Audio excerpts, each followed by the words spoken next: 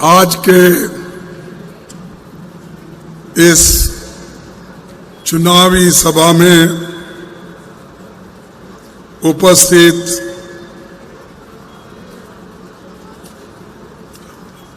सबसे श्रेष्ठ नेता शिबू सोरेन जी,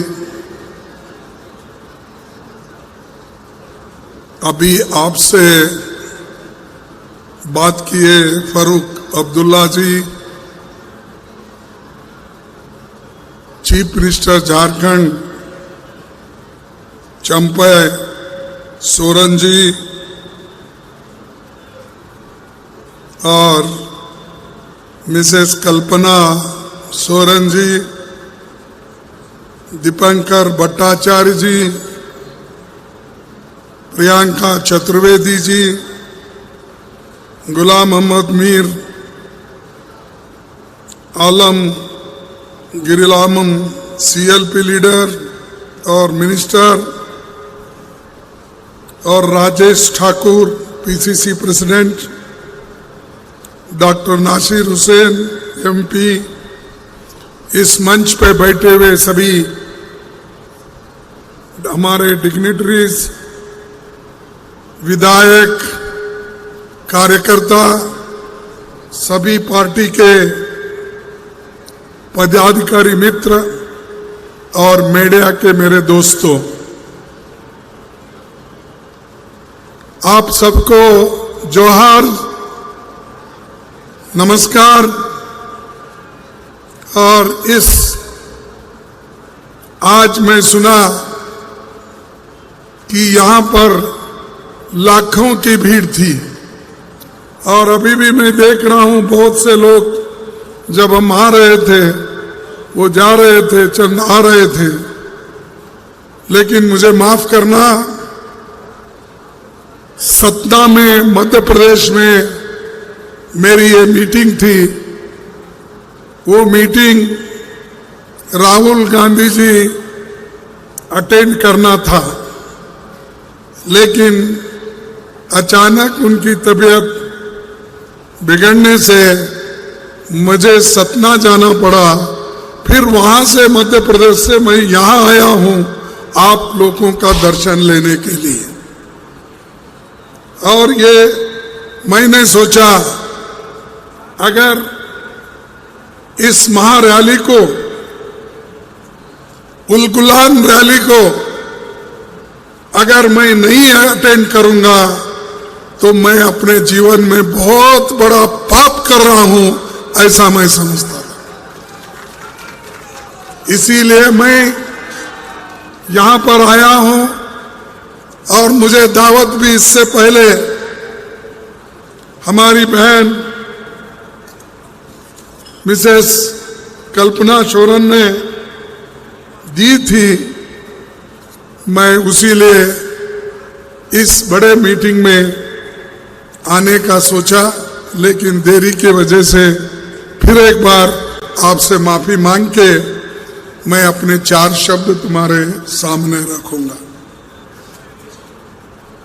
ये धरती महान नायक बिरसा मुंडा जी, बाबा तिलका मांझी, वीर बुद्धू भगत, सिद्धो कानू जैसे सभी महान नायकों को मैं मेरे पार्टी के ओर से, मेरे ओर से मैं उनको नमन करता हूं। मोदी जी ने हमारे 2 मुख्यमंत्रियों को गिरफ्तार किया। कई के लिए गिरफ्तार किया? हमारे हेमंत सोरेन जी की कोई गलती तो नहीं थी, लेकिन उनके ऊपर दबाव था। अगर आप इंडिया गठबंधन से दोस्ती करेंगे, उनके साथ मिलेंगे, तो आपको सीधा जेल भेजेंगे। ये वार्निंग बीजेपी वालों ने, मोदी के चेलों ने ये दिया, लेकिन हेमंत सोरेन हिम्मत वाला है। और उसने ये कहा कि मैं गठबंधन नहीं छोड़ूंगा, जेल जाना मुझे पसंद है लेकिन गठबंधन नहीं जाऊंगा। यह हिम्मत है। और जो नहीं डरता वो कभी नहीं मरता। डर, आदिवासियों के पास डर नहीं है, क्योंकि पहले से जंगल में ही रहते हैं, वो प्राणियों से मिलते हैं। सब लोग बगैर दीपक से रहते हैं, बगैर रोशनी से रहते हैं, अंधेरे में रहते हैं। अरे वो किनको भी डरते नहीं। मोदी साहब, अगर आप डराने की कोशिश करेंगे तो आप ही खत्म हो जाएंगे, लेकिन कभी आदिवासियों को आप खत्म नहीं करेंगे। हम चाहते हैं इस देश में जमहूरियत रहे, टिके, देश का संविधान रहे। और संविधान अगर गया, तुम लोगों के पास कुछ बचने वाला नहीं है। आज इस देश में संविधान है, लोकतंत्र है, इसीलिए आपको लोग आदर से देखते हैं। आदिवासियों के घर तक क्यों आते हैं? शेड्यूल कास्ट के लोगों के घर क्यों आते हैं? गरीब लोगों के घर पे क्यों लोग उम्मीदवार फिरते हैं? इसीलिए उनके वोट के लिए। और डॉक्टर बाबा साहब अम्बेडकर, पंडित जवाहरलाल नेहरू जी ने ऐसा हिंदुस्तान का दस्तूर बनाया कि हर एक आदमी को एक वोट, और उस वोट की कीमत समान, सबको समान। अगर ये खोलिए, आप समझिए कि आइंदा फिर आपको वोट डालने की आजादी कभी नहीं मिलेगी। यही तो मोदी चाहते हैं। गरीबों से वोट छीनना चाहते हैं, संविधान को बदलना चाहते हैं, और उनके लोग बोलते ही रहते हैं। और वो हमेशा क्या बोलते हैं? इस बार 400 पार। गनीमत है 400 पार बोले, क्योंकि हमारा पार्लियामेंट में संख्या है 543, 543, लेकिन इन्हों बोल रहे हैं 400 पार।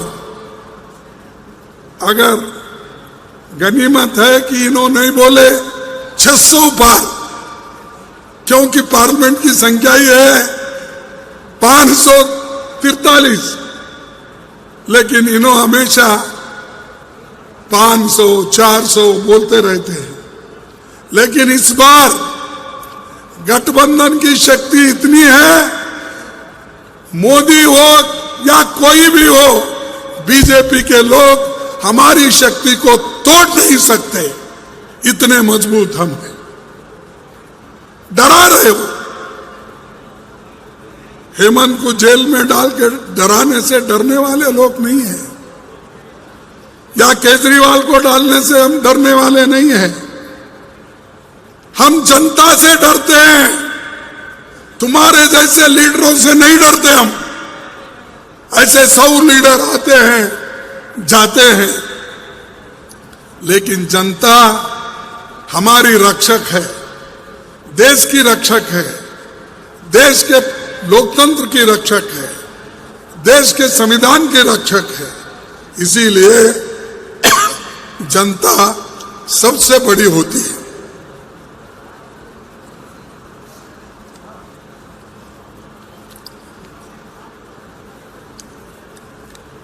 हमारे 2 मुख्यमंत्री को आज जेल में डालने से हम खत्म नहीं होने वाले हैं। और मैं ये कहूंगा, मोदी जी आप खूब कोशिश करो,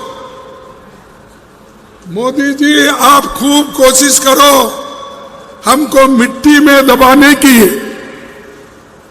लेकिन हम उगते रहते हैं क्योंकि हम बीज हैं। बीज उगते रहता, आप कितना भी मिट्टी में दबाओ। वैसा मोदी या बीजेपी कितने भी कोशिश करो, आप इस देश में जिंदा रहेगा, हर पार्टी जिंदा रहेगी। ये तो जमहूरियत की खासियत है।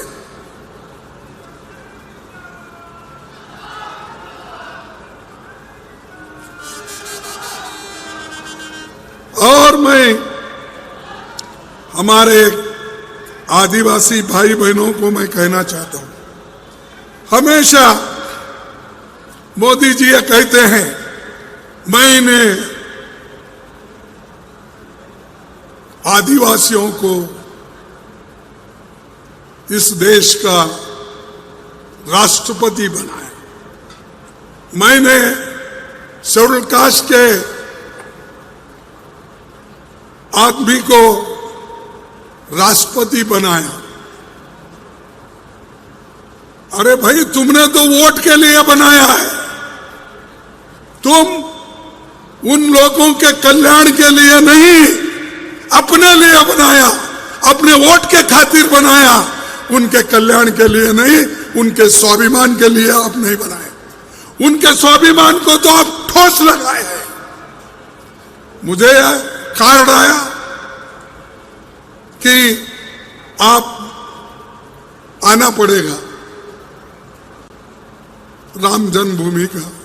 ठीक है, हर एक की आस्था है, हर आदमी जाता है, और मैं भी अपने पार्टी के लोगों का जिसकी आस्था है, सब लोग जा सकते हैं। लेकिन मैं पूछना चाहता हूं, आप राम मंदिर के जब उसकी प्रतिष्ठान हो रही थी, मुर्मा जी को क्यों नहीं बुलाए? इस देश की पहली महिला है, पहली वो एक आदिवासी कम्युनिटी से आती है। आपको याद नहीं है? ये अपमान नहीं है? उसी तरह पार्लियामेंट भवन, उसका उद्घाटन करते वक्त भी आप मुर्मू को नहीं बुलाए। क्या यह आदिवासियों का अपमान नहीं है? आप वैसा ही कोविंद को किए, एक शेड्यूल कास्ट नेता जिसको राष्ट्रपति बनाए, उनको भी पार्लियामेंट की जो बुनियाद डालने की थी पार्लियामेंट का, उसको भी नहीं बुलाए।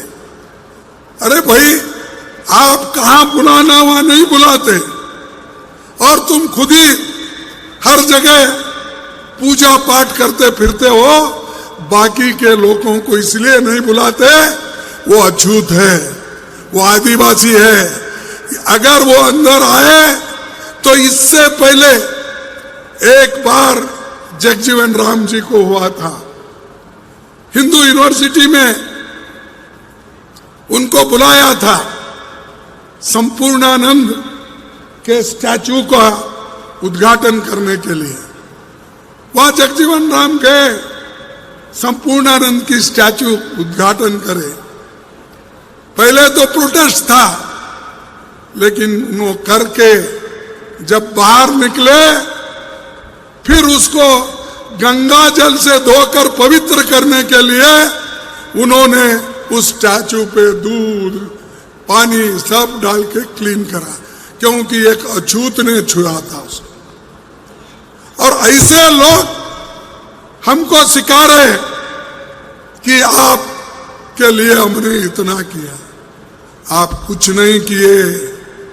आपको मौका मिला, आप ना गरीबों को नौकरी दिए, ना आज जो आसमान पे जा रहे हैं कीमतें, वो घटाए।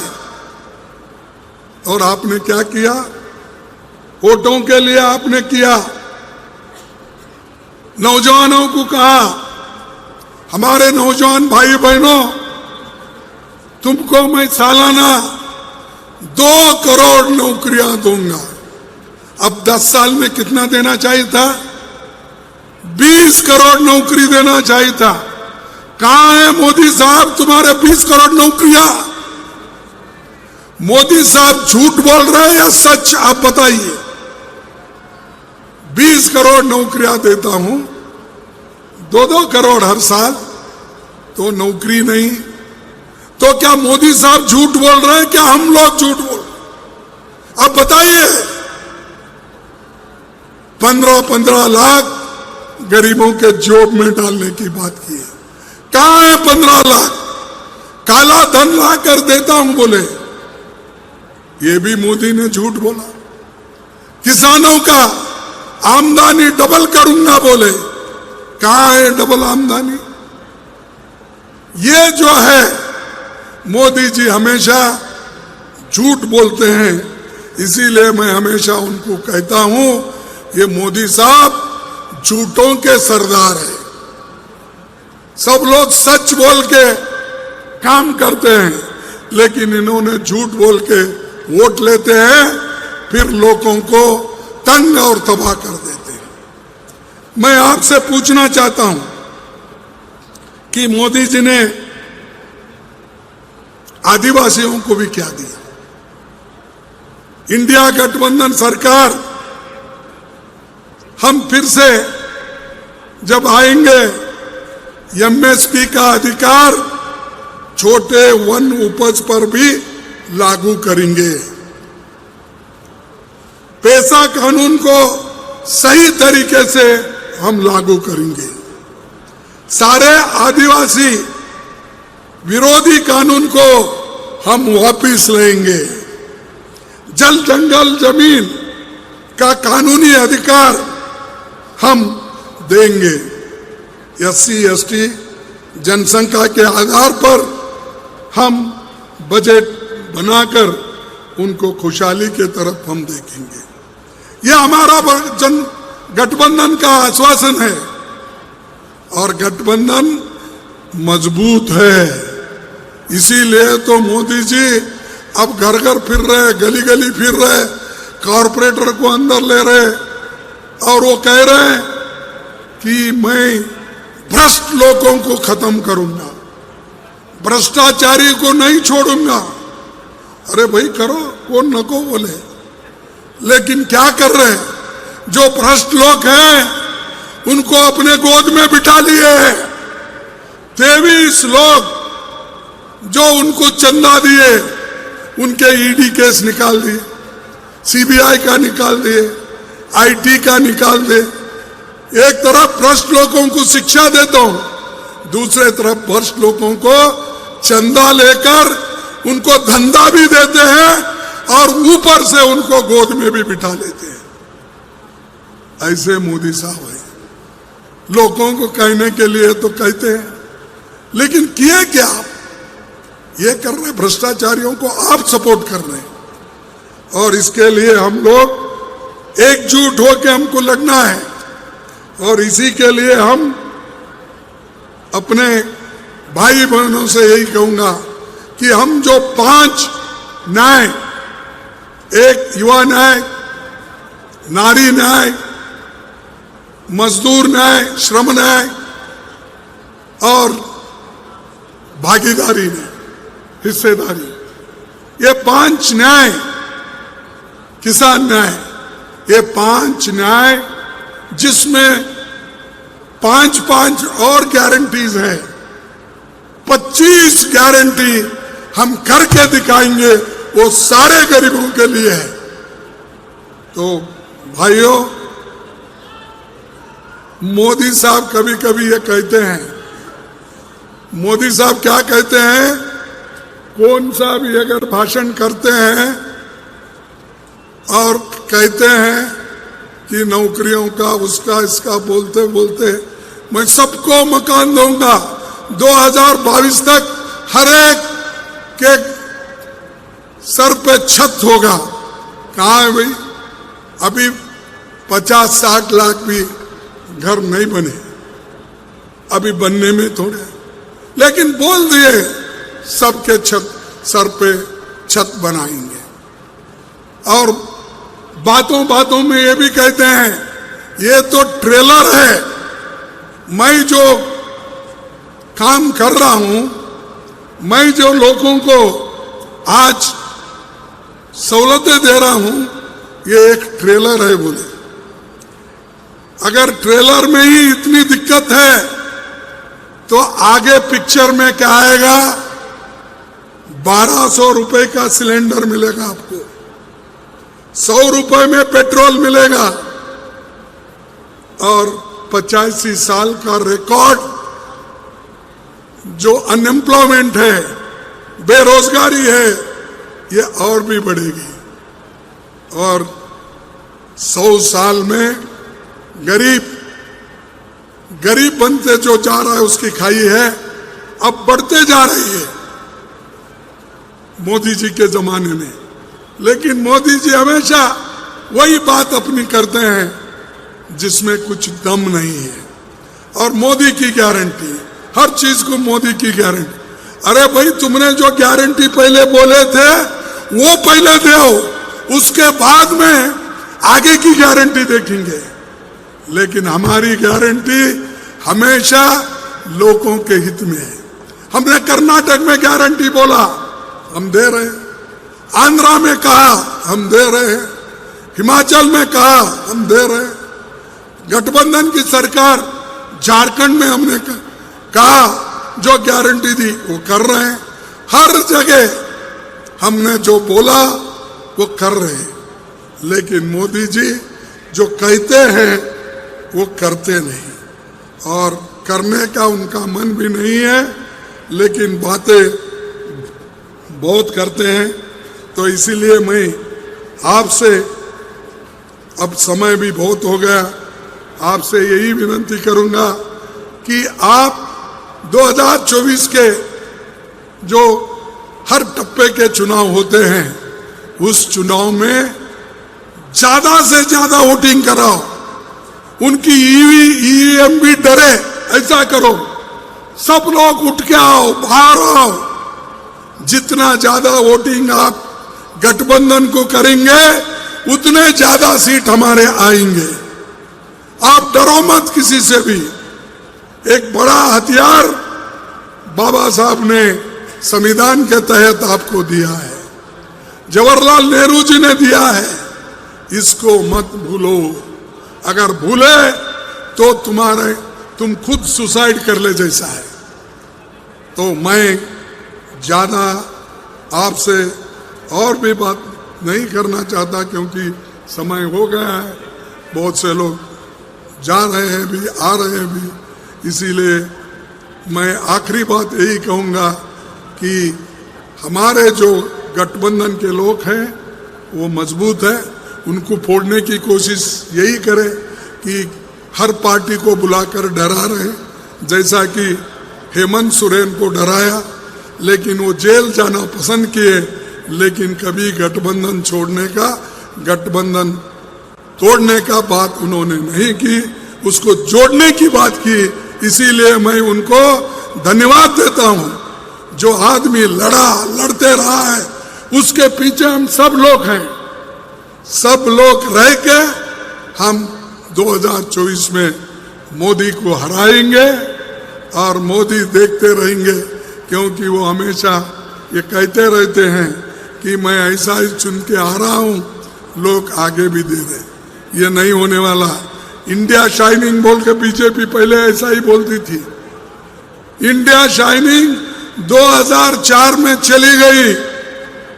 इस बार भी मोदी जी हमेशा जो बोल रहे हैं कि 400 पार, अब ये लोग 150, 180 के आसपास है, और गठबंधन इनको रोकने में कामयाब हुई है और भी होगी। इसलिए आपकी मदद की जरूरत है। इतना कहते हुए फिर एक बार मैं आपसे माफी मांगता हूं, क्योंकि मैं देर से आया, इसीलिए मैं आपसे माफी मांग के अपने शब्द को खत्म करता हूं। जय हिंद, जय कांग्रेस, जय हिंद। अरे बोलो यारो, इतनी ताकत लगाओ, झारखंड के लोगों में इतनी ताकत है। ये देखिए 92 इयर्स 99 इयर्स हमारे गुरुजी बैठे हैं, उनमें ताकत है, आप में क्यों ताकत है? जय हिंद,